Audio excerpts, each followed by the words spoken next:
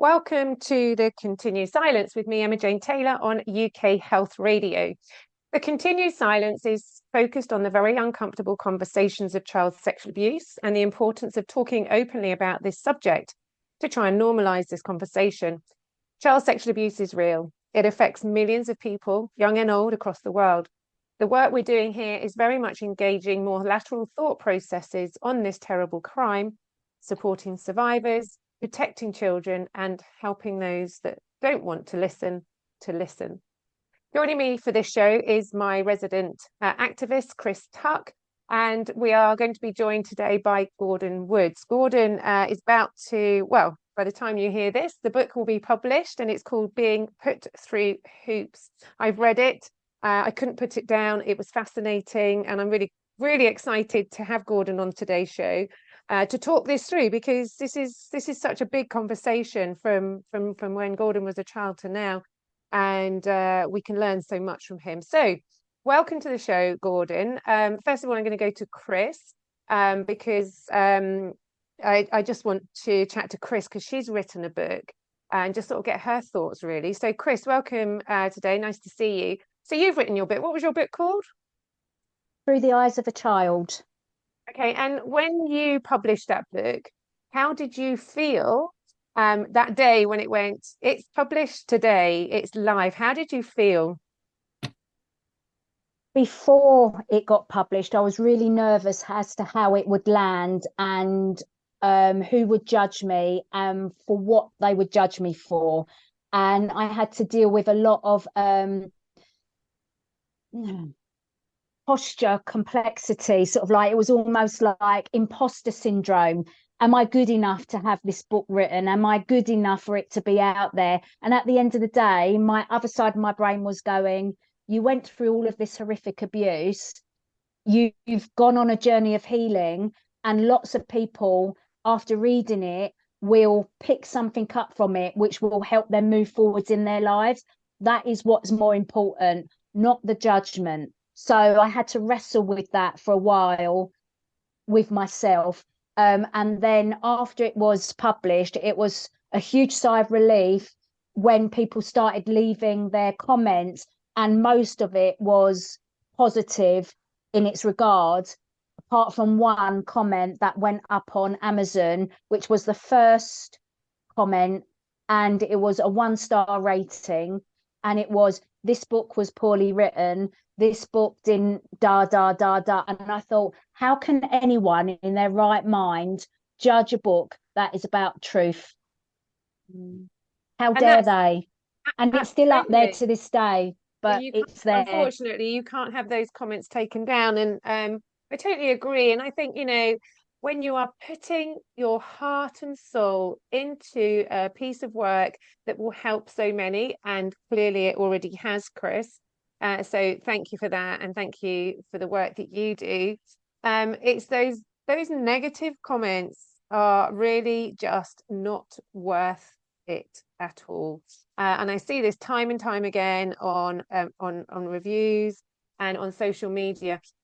Constructive criticism, as you all know, I will only respond to constructive criticism, to constructive conversations. I will not go down rabbit holes with negativity, because it's just it's draining. It's not going to help in any way. And of course, Chris, you've put your heart and soul into this book, and you want people to come back going, well, yes, it helped, or there's a review of 5 stars, not to pull you down, because when you're in that moment of vulnerability, those things can be making you, I mean, vulnerable doesn't even come into the conversation. They are distressing, aren't they? And we see it all the time, don't we? Even in what we call the survivor community, in inverted commas, where someone doesn't like what you're saying or they don't agree with what you're doing, they can put out negative stuff out there, and all you're doing is trying your best. And can you imagine if I was someone that was really affected by putting my book out there? After reading that one comment, I could have gone and ended my life over it, like some people have.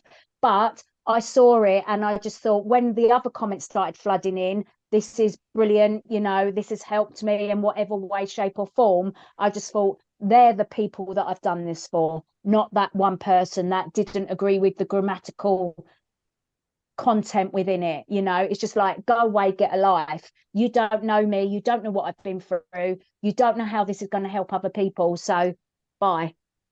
But it takes a long time to get that thick skin. Yeah, and actually, you know, not everybody agrees with me, and that's fine. And I get that fairly regularly, and that's fine. I'd like a challenging, constructive conversation. But I think the same, and I think this is really important because it worries me, and I put something out recently. It worries me when people troll survivors of child sexual abuse. They don't know where they are in that healing. Where I am now is not where I was 20, 30 years ago. 30 years ago, anything negative around me could have really destroyed me. Yeah. Whereas now as a 50-year-old woman, I can have a constructive conversation and sometimes learn from stuff. I think, you know, learn from stuff, and also how to handle myself publicly with those conversations. But it's the ones that aren't, and they're in a very vulnerable state. I mean, what are people thinking? It's just a really unnecessary way to respond. But thankfully, Chris, the majority has been positive, and that's the thing we take forward. The majority is positive, and you know, and obviously Gordon's got his book coming out, and I'm sure he'll have all these sort of similar sort of conversations going around his head as well because of the work that he's done. But we've got to go forward with the positive and understand that actually in the world we live, regardless of the conversations that go on, no one's ever fully going to align with what we have to say, whatever the conversational subject, because that is the world that we live in. Maybe it would be nicer if we did all align, but then it could be just such a boring world. So thank you, Chris. And it's great to have you with us. So Gordon, it's so good to see you. I have read Being Put Through Hoops, and I don't think I've ever read a book so quickly. I thoroughly enjoyed it. Well, I wasn't, I was pressing all my digitals, but I was page turning, and absolutely heart-wrenching. Some of the stuff in there with your family and your mother. I was crying at her end, actually. I felt like I was totally invested with her as a woman, and what she knew, and how she, you know, kept her silence really as well. And, you know, the effect of child sexual abuse, the silence and the knock-on effect it has on so many people is huge. But let's go sort of back really. You know, obviously, Gordon, you have a story of child sexual abuse from many years ago. How old were you when this all started? I just turned 13 at about 13, maybe in a couple of months. A very naive young boy too, you know, and very small in stature. It was a very small boy, little skinny little boy, you know what I mean? So it was just a strange world to me at that point. So at 13 years old, you obviously, you know, and it's in the book. So if you're listening now, then do go and check out the book, Being Put Through Hoops, and where Gordon tells his story. At 13, I think we can all relate to the naivety and understand that, you know, there's a huge element, and we've got to talk about it, the grooming aspect of child sexual abuse, and it's been seen in industries across the world, you know, child being told they're going to go on to be a football star or an actress or a dancer or a singer. And that's like, if you are invested in that sport, entertainment, I'm a dancer by trade. I understand that, like, oh, I'm going to get onto the stage. I'm going to get onto this, that, and the other. You buy into it straight away because you're a child. You've got no other thought process, have you, Gordon, at that point? Yeah, you know, if someone tells you you're going to be the best in the world, at 13 you believe them. And I'm not taking away from any child that was abused in a different setting, because child abuse, wherever it occurs, is horrific. But my abuse occurred when I was representing Celtic Boys Club. Now, Celtic at that point were the European champions. They had just won European Cup. And that, to be allowed to be a part of that, was millions of young boys' dreams. And so to be given that opportunity, I was from that moment on mesmerised, and wouldn't have taken much to have controlled me. That's for sure, because of the fame that was attracted to the opportunity that I had. Mm. And I think, you know, it's important to also say, you know, we sit here with no affiliation or alliance to any football club. We are purely talking about how children are quite frequently groomed through a sport, you know, through the process of it being maybe sport, entertainment, high profile. And it happened to be for Gordon at the Celtic Boys Club, which is obviously where his story was at. And why we wanted to sort of chat to him around it, really, because it could have been any boys' club. It just so happened to be this one.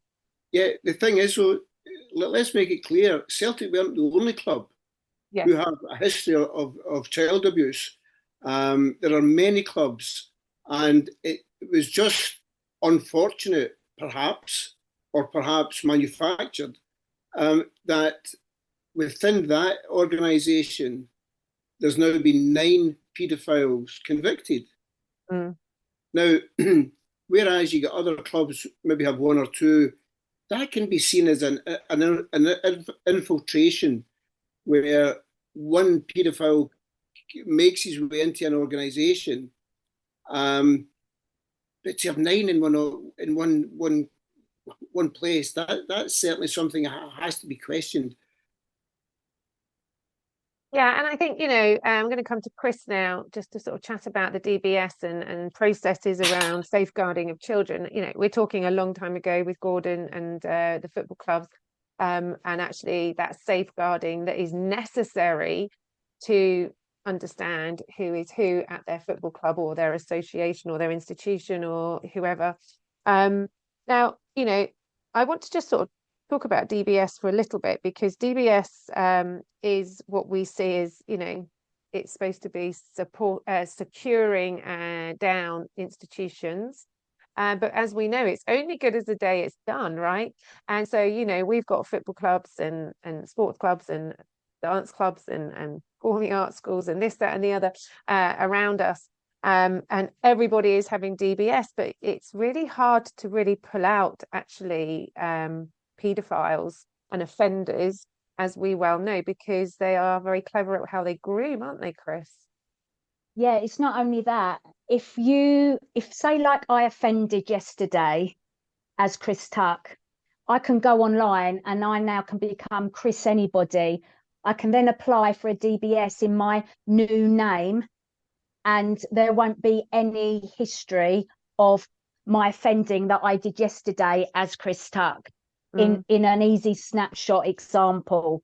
So the DBS is only as good as the information that it has and it holds. And you know, so part of Della's law that is going through the Parliament at the moment is all about making sure that if I'm convicted as Chris Tuck yesterday, that Chris Tuck name always stays with me with any new names that I might go after, so that the history of convictions of abuse follows that person, so that we know who we're dealing with. But that's all going through Parliament at the moment. Yeah, and Della Wright, who is the founder of the Della's Law, will be joining us on UK Health Radio very soon to discuss this, because it's an important point. But of course, back in the day, Gordon, I dare say there wasn't really the DBS around, was there? No, there wasn't. It's different in Scotland. We call it Disclosure Scotland. But the problem that Chris just mentioned exists here as well. And we are trying, because Scots law in many aspects is different from the law in England. And we're also trying to introduce something where a convicted sex offender is not allowed to change their name. And I think that's the system they have in Australia. They're not allowed to change their name. And I believe, I might be wrong, but I believe in Australia, they take their passports away. A sex offender then cannot leave the country. And to me, I say to myself, well, you know, why not? I totally agree. And I think, you know, I always say, I feel like paedophiles have a lot of leeway in lots of situation, and it really does annoy me that this happens. And it, you know, for us and for most people, it seems quite sinful. You've done the crime, you know, just go and deal with it straight away. Not months and years of process to get to court, which of course happened for you, Gordon. And you know, you were 13 when you were groomed, essentially. And how old were you when you decided to do something about it? How old and how many years was that? Oh goodness. It was in 2019 when How old were you then? I would have been 65. So 52 years later, Yeah. you found your strength to stand up and say, right, hold on a minute. Yeah. I'm doing this now because obviously I've gone through it, but what about protecting the other kids? And maybe there are others of children. And of course, we know that other cases had come forward anyway on this conversation, and you joined that fight. But the struggle to get to that point, that's 52 years of your life. I know you have filled, you've got married, you fascinate me. You traveled the world, really with nothing in your pockets. And I was like, oh, I'm going to go and do that next. I don't recommend it. But you know, that kind of running away, which is what I saw it as, is something that I can really relate to as a person. So those 52 years between 13 and then coming forward, what was that process? What were you going through? There's so many different times within that you go through different things. When I came back from a trip abroad and I started working as a chef, things were okay for a year or two. And even when I first got married, things were okay. And I wasn't having too many bad thoughts about myself, because I think the trip managed to blow a lot of that away. But when I tried to settle and have children, have a family, that's when things began to get very difficult again. You would recall incidents, and something would happen with my own child that I could relate to that happening with me 50 odd years ago or 30 years ago at that time. And that would bring back the memories again. And so at different points in that period of time, I felt differently. There were times when I considered coming forward, many a time in fact, and none more so than when my mother and father died. And I then very strongly had the urge to come forward. But unfortunately, I went the other way. And I was hospitalised for 3 weeks. In fact, maybe 4 weeks, 3 or 4 weeks. Because I was trying to hurt myself. So when I was eventually coming out of hospital and I, sort of tried to get back into a lifestyle again, it was then another 20 years before I took that step again. And even when I took that step 4 years ago, my concern before I picked up that telephone the very first time was, is this going to put me back in hospital again? But it didn't. Thank goodness. What it did, it made me stronger. Yeah, and of course with the years you've got wiser as well. You know, you're an adult now, and I think that's a really something to talk about, is the difference of who you were as a person. But we're going to take a short break. Please don't go anywhere, because we are going to be back with Gordon and Chris after this. UK Health Radio, the station that makes you feel good.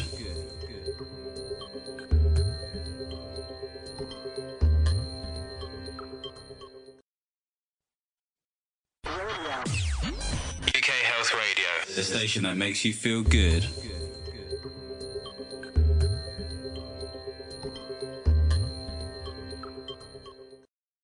Welcome back to the show. Okay, look, so Gordon was sort of saying what was going on between his 52 years from being 13 years old and being groomed and sexually abused to 65 when he disclosed for the first time, and 52 years in between. It's a lot of years. But I think most people who've gone through any trauma of child sexual abuse will understand it's not easy to disclose. You know, I hear people saying, oh, why didn't you just go straight to the police? What, that it's not straightforward, is it, Chris? Going to the police to disclose and share your story isn't something that anyone who's gone through this kind of trauma can take lightly, can they? No, it is difficult, and many don't disclose until they are adults, purely because as a child, in my opinion, you don't have a voice. You are potentially scared of the consequences, the potential of further harm from the abusers around you. Again, depending on your circumstances, who your abusers are. Were you abused within the family? Were you within an after school setting or a sports setting? It all depends. There's so many complex layers to this, and each and every victim and survivor's lived experience that many do not disclose until they are adults, because they don't feel that they can, purely because of the power dynamic. As I said, when you're a child or young person, you just don't have usually the courage to speak up, and you don't understand the consequences. I was always scared of speaking out when I was a child and young person, but I actually did speak up 2 to 3 times in different ways, and I was not believed, and that further silences you. So you've got lots of adults, and especially professionals nowadays, that turn around and go, we do listen to children, we know the signs, we know how to pick up if there is abuse happening. But there are also many that just do not listen and don't know the signs and don't know how to speak to children and young people on the level that they need. So there is so much more work to be done to enable the earlier disclosures to happen, so that early interventions can happen. Yeah. So lots of complexity around it. Yeah, and also, when we look at how our bodies, brains developed, often, well, we know from medical professionals who tell us that our brain isn't developed anyway till late teens, early 20s. Actually, some now say late 20s. Now, you've gone through trauma as a child, and I talk from a personal experience here. I had a delayed onset of maturity, so which is quite common as well. So by the time I got into my 20s, 30s, it was catching up with me. I disclosed for the first time around 23, which is fairly common actually. Around sort of 23, 24, 25, people then start sort of, you piece it all together. I mean, and I think this is one of the hardest things. People don't understand how you didn't know what was going on. Well, but you were just a child, right? You were just a child. You didn't understand it. And then that trauma sits in PTSD complex, lots of complexities around PTSD, and lots of triggers holding you down while your brain is trying to process and catch up. And that takes years, Chris. Yeah, and there is a lot of shame involved in all of this as well, and you don't want people to judge you. So even as a child and young person, I knew that the abuse I'd gone through was wrong, and I only knew because when I went to a friend's home and saw how their home was running with love, care, nurture, food on the table, I was like, that ain't like my family house. Oh. I know where I would like to be. Yes. And that's when I knew that what I was going through was not normal and wasn't right. And as I said, I did speak up, but I know many that are not able to speak up. And also some people do not know that what they're going through is abuse. They just know it's their norm. And if it's their norm, then why would they speak out? Because they don't know any different. So there, as I said, this isn't just straightforward. It's not just black and white. And, children and young people should not be blamed for not speaking up.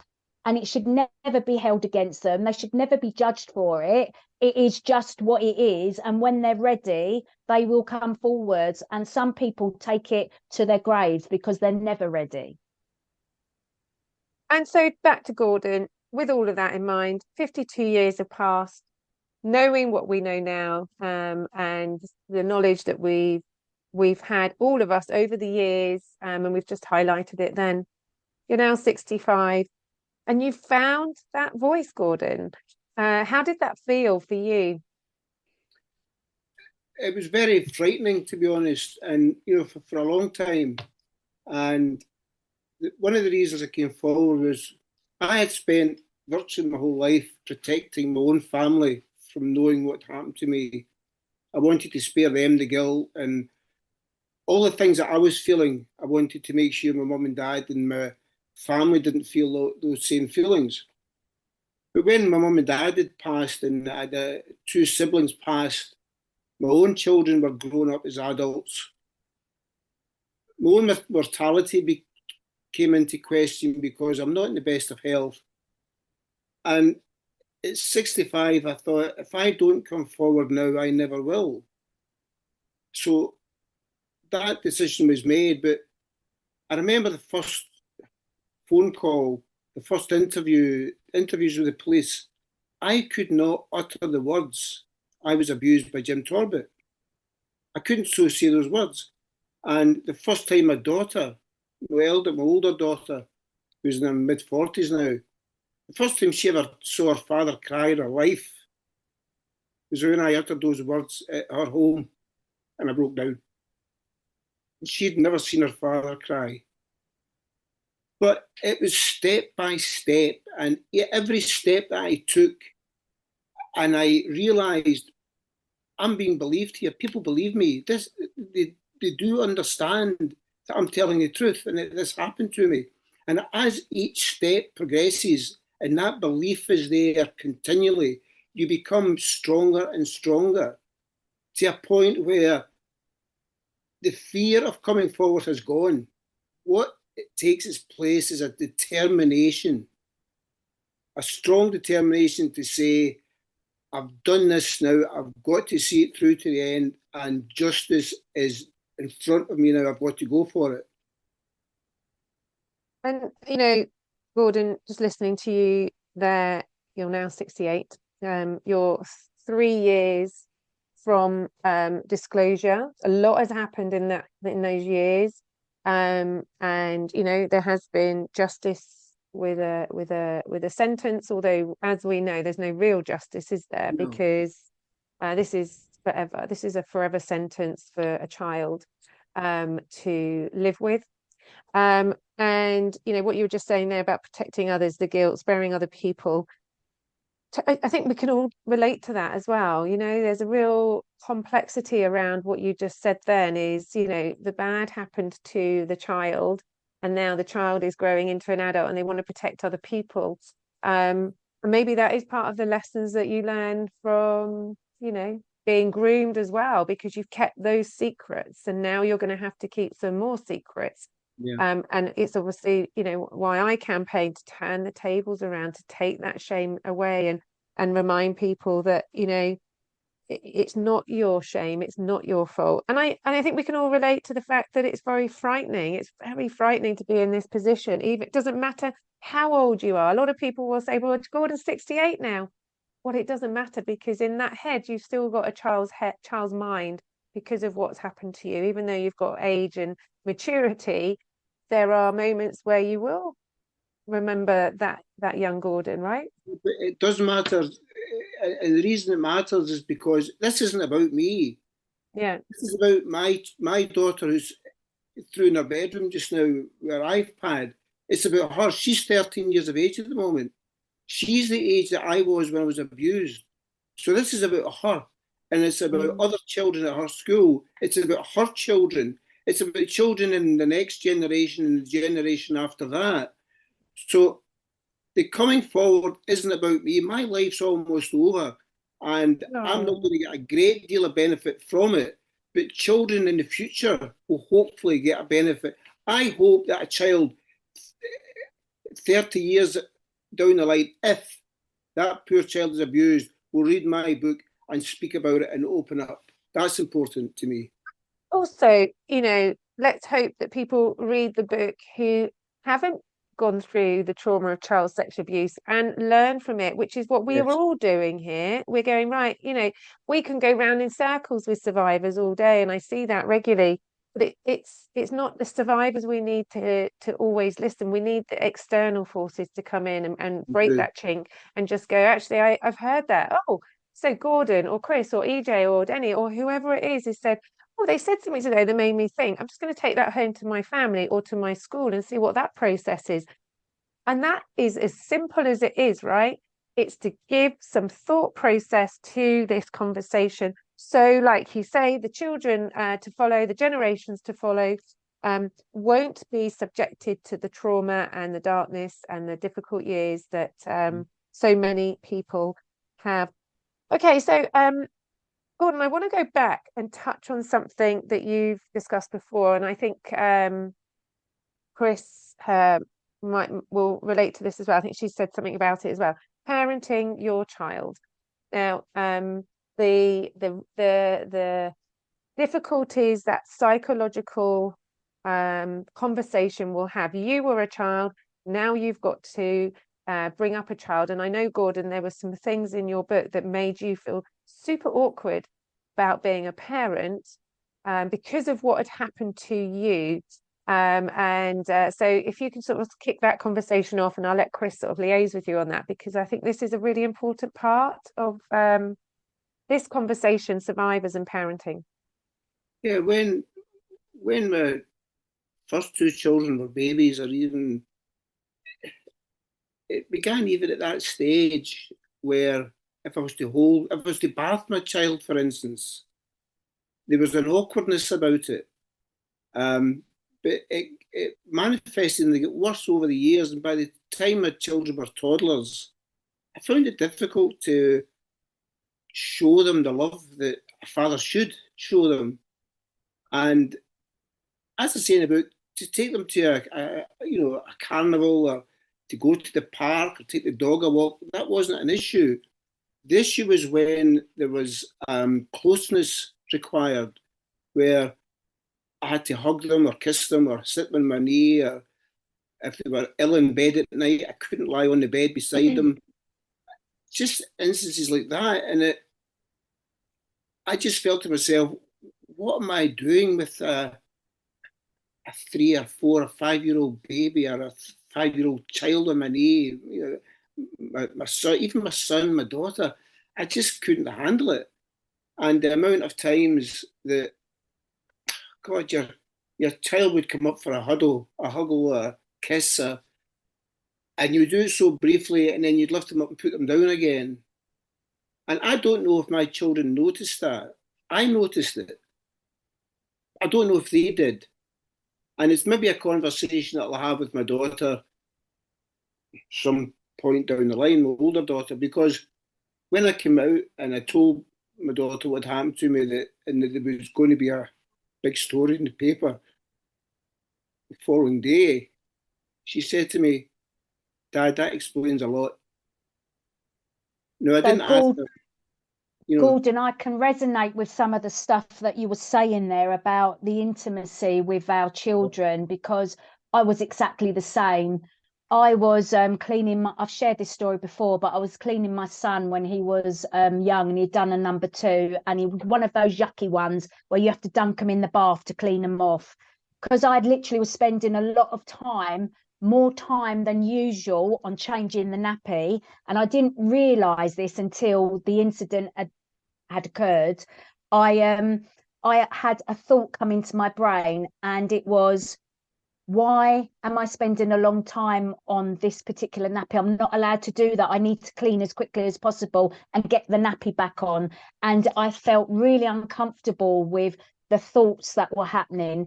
And I'm like, am I abusing my child? And the thought that I was abusing my child just because I was spending more time cleaning him because he needed it was ridiculous. But because it had entered my head, it then unsettled me. And I ended up at the GP's in an absolute emotional you know, baggage, like a nervous wreck.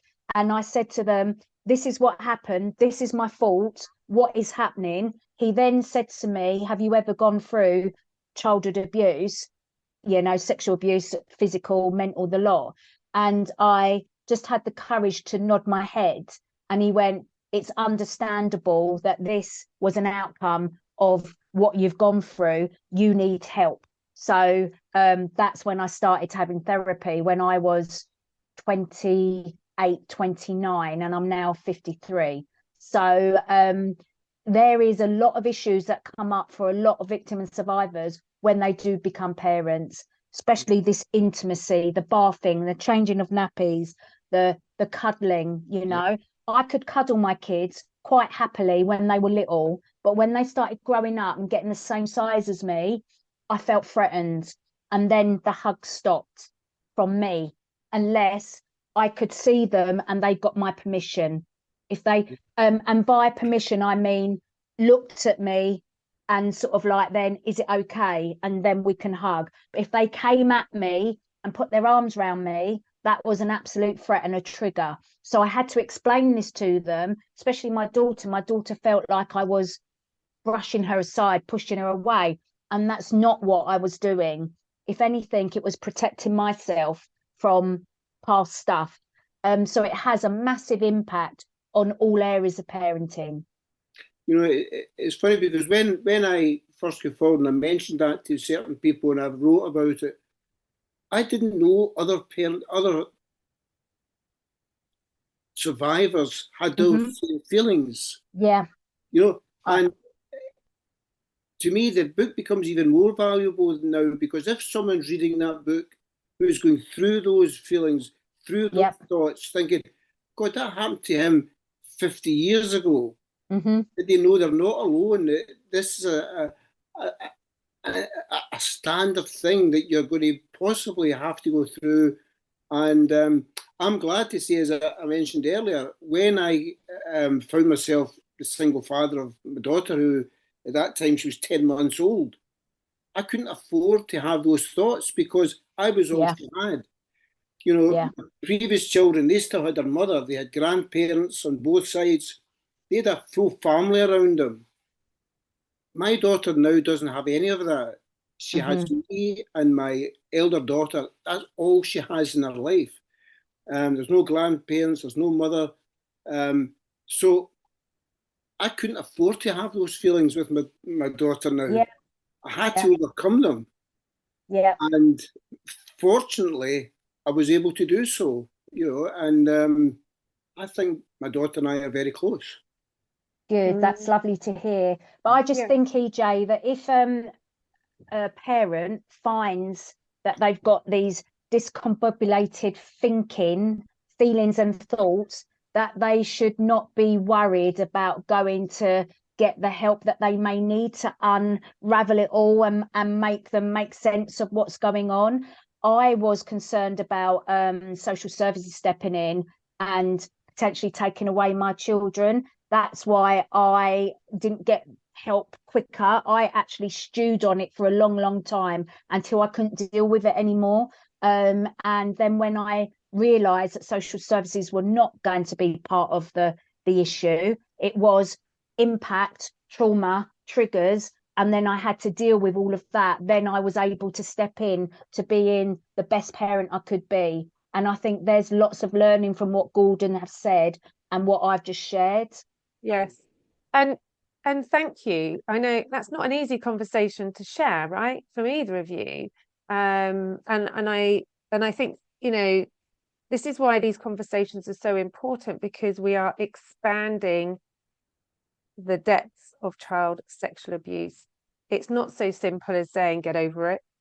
It affects you for life, forever. And you know, you think you're a child, you're maybe wanting to, you know, go and be a sports person or an entertainer or whatever, and you're being groomed in the process, and that brings silence. And so as a child, you are groomed, you are having silence, you're understanding silence and what that means. When you get to a teen, young adult, you know, your body's starting to, and understand a little bit more. You're starting to maybe develop a bit more with your brain. And many people just run away from that, right? They don't want to talk about it. They run away. Gordon, you know, go and read his book, but he went around the world. I know that I went to Spain. I really wish I'd met you earlier, Gordon, and I'd have gone around the world with 20p in my pocket. But, you know, I ran away. I went to Spain for 3 years. And then a young man comes back. Intimacy is a bit of a problem. An adult man, you start understanding it. And then there's years and years and years and years and years and years. It's complex. You shouldn't have this. You're born to have a nice life, not to have it stripped away. So you have to fight battles forever. And here you are now as parents going through incredible complexities and heartbreaking listening to it, but I'm sure very relatable for so many. And just your honesty, Chris and Gordon, it's wretched to hear, but important to hear. And then you become, you know, then you get into the years where you go, right, okay, well, I was 45 when I publicly spoke out. Gordon, you were 52. Sorry, you were 65. There's 52 years past there. And so years and years are gone, and, you know, and you still got the shame attached to you, and because you've still got people not listening hard enough. And I just hope people are listening to this going, look, it doesn't matter who the institution is. This is about child sexual abuse and the impact it has on your entire life. And on that note, we're going to take a short break. Be back after this. UK Health Radio, the station that makes you feel good.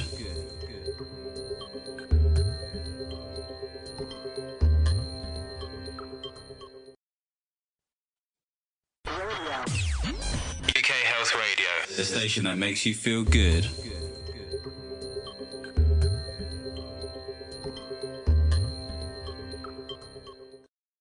Okay, welcome back to today's show. It's really raw. This is a really raw conversation today, and I'm really pleased in many ways. I hope you're both okay, because, you know, Yes. you're sharing some really deep personal information there. So, Gordon, here we are, 68. You've got a book under your belt. You are challenging conversations. Unfortunately, it is because of the institution you were, the club that you were involved with, but this is bigger than that. And so what next? What's going to happen next? We're sort of coming up to the sort of the last sort of 8 minutes of our show today. So what is going to happen next for Gordon? I'm going to have a holiday with my daughter. I think it's time that, I mean, it's been 4 years fighting, and the justice has been done. The perpetrator's been imprisoned. I've managed to get the book published with the hope that that's going to help a lot of people. And I'm going to spend some time now just relaxing.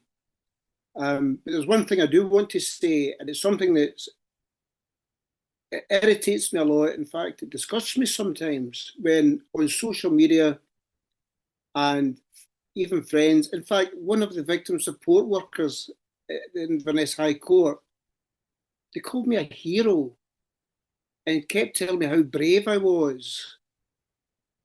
Now, that expression irritates me, because there are people who are heroes. There are people who are brave, certainly not me, because one of the reasons I don't like it is because I don't want anybody who's on the brink of coming forward to think, oh, you have to be a hero to do that. You have to be brave to do that. No, you don't. You only have to be determined that you are going to speak your truth and get it heard. And remember that the perpetrator, you've got two things that the perpetrator does not have. You've got honesty and you've got the truth. Now, no amount of slick whataboutery or diversion, no amount of aggressive cross-examination in a courtroom can beat that. You've got the honesty and you've got the truth. You don't have to be brave. You don't have to be a hero. You only have to be determined. So I would urge anybody who's on the brink of coming forward and easing their shame to do so now, because the opportunity is there for you. And I think, you know, that's so apparent with what you're doing, and I think that's what everybody out there who is speaking out is doing. You know, this isn't about, you know, being a hero wearing a cape. It's about what you've got to do, what you feel is right.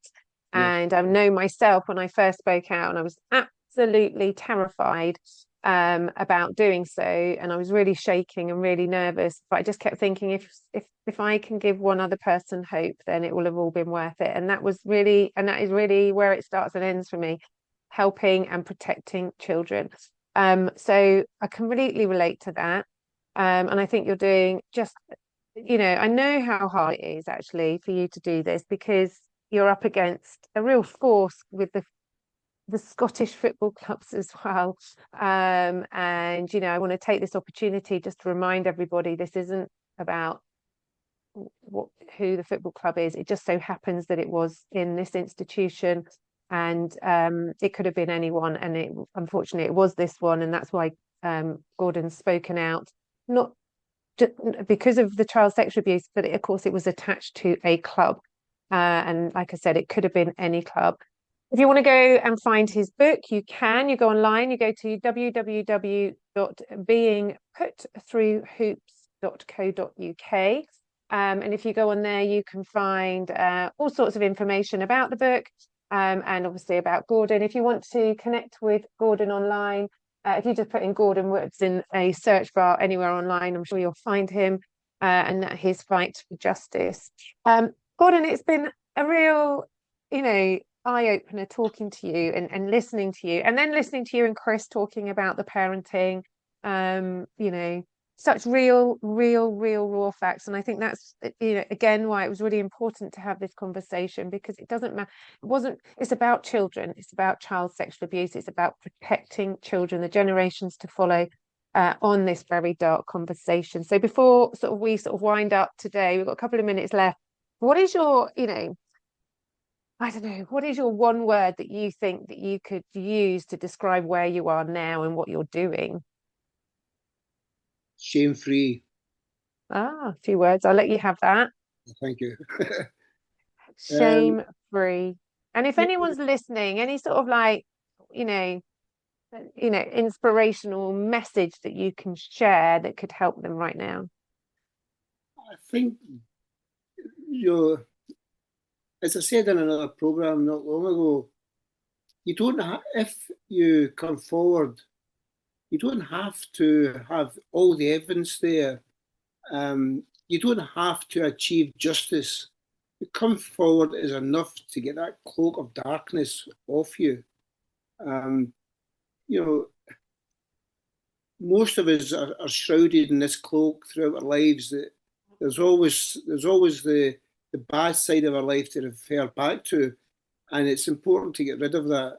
And there was one line that I wrote in my book, and that's how I would relate to it now.